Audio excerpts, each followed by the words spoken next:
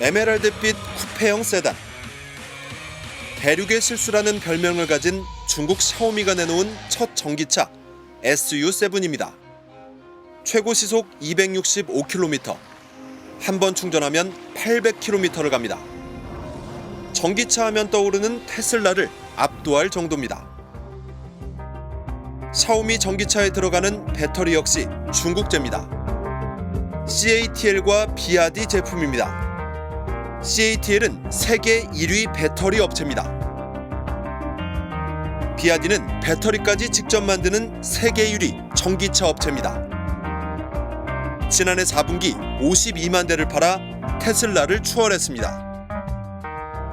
아직은 중국 내수 비중이 크지만 미국과 한국 등 전 세계 시장으로 진출하고 있습니다. 서울 은평 공영차고지.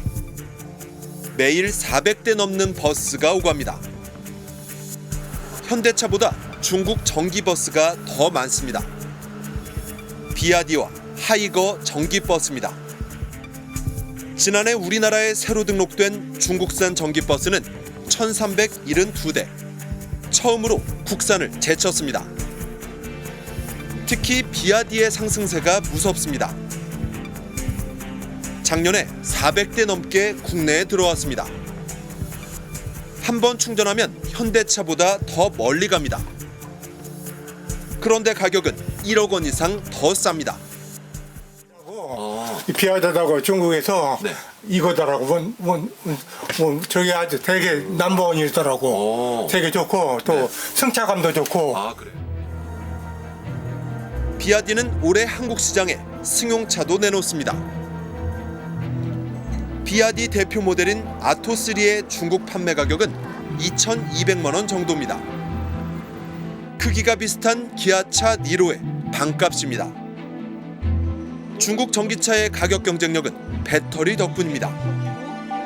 배터리는 전기차 제조 원가의 40% 이상을 차지합니다. 그런데 중국 배터리가 한국 배터리보다 30%나 쌉니다.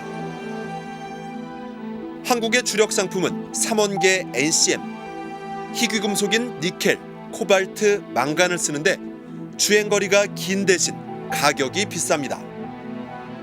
반면 중국의 주력 제품은 LFP, 리튬 인산 철을 쓰는데 철이 주재료라 무겁고 성능이 떨어지지만 가격이 더 쌉니다.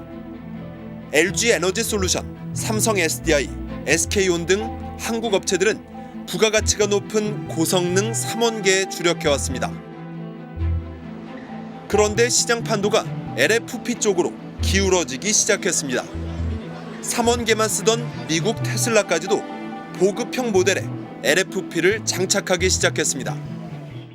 그럼 가격을 어떻게 낮출까 봤더니 LFP 이거 되게 싸네? 이걸로 가자. 그리고 그러면은 자동차가 이원화가 되면 되겠다. 한 번 충전해서 오래 가는 자동차는 프리미엄급으로 해서 좀 비싸게 받고 LFP 같은 거는 충전해서 오래는 못 가지만 싸게 만들어주면 이런 시장이 펼쳐지지 않을까라고 해서 테슬라와 중국이 주도가 되면서 시장을 이원화시켜버린 거죠. LFP의 시장 점유율은 2020년 11%에서 2022년 31%로 급증해 곧 삼원계를 앞지를 거라는 전망도 나오고 있습니다. 결국 국내 업체들도 한 수 아래로 평가했던 LFP 배터리 양산에 나서기로 했습니다. 하지만 이쪽은 중국이 더 앞서 있습니다. 배터리셀을 최대한 촘촘하게 채우는 방식으로 에너지 밀도가 낮은 LFP 단점을 보완하고 있습니다. 지금 우리 길거리 다니는 전기차 버스 다 LFP니까. LFP가 현재 생산량으로 보면 중국이 1등이고 우리나라가 이제 쫓아가는 상황이 된 거죠. 중국의 기술 경쟁력 원천은 엄청난 규모의 연구개발 자금과 인력입니다. CATL 연구개발 인력은 16,000명, 4년 만에 4배나 늘렸습니다. 16,000명이면 LG 에너지 솔루션의 국내 전체 직원보다도 많습니다. 우리 한국연구원이 한 사람이 30일 동안 한 달이 걸려서 해야 될 일을 중국은 쉽게 얘기하면 30명을 집어넣어서 하루에 끝내버리는 거예요. 그런 식으로 걔네들이 들어오니까 우리보다 당연히 개발 기간이 빨라질 수밖에 없는 거예요. 배터리만 그런 게 아닙니다. 드론계의 애플, DJI를 창업한 왕타오. 그는 전체 직원의 3분의 1을 연구 인력으로 유지한다는 원칙을 세웠습니다.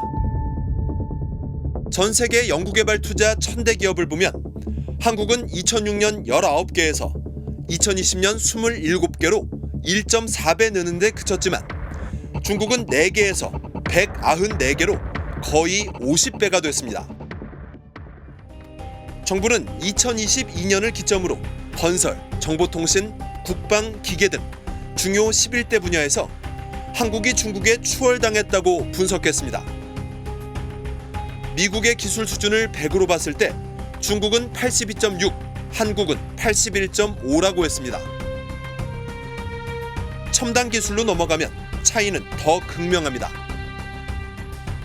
호주 전략정책연구소가 선정한 첨단 기술 경쟁력 순위에서 중국은 AI, 우주항공, 배터리 등 대다수 분야에서 이미 미국을 넘어섰습니다.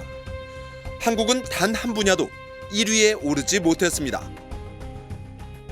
중국이 우리를 추격한다, 따라온다 이런 개념으로 아직도 많이 생각하시는데요. 사실 대부분의 많은 기술이나 산업에서 중국이 우리의 위에 있거나 동등하다고 볼 수 있습니다. 명확하게 말씀드리자면 한국이 상당한 격차를 유지하고 있는 것은 반도체 제조에 불과하죠.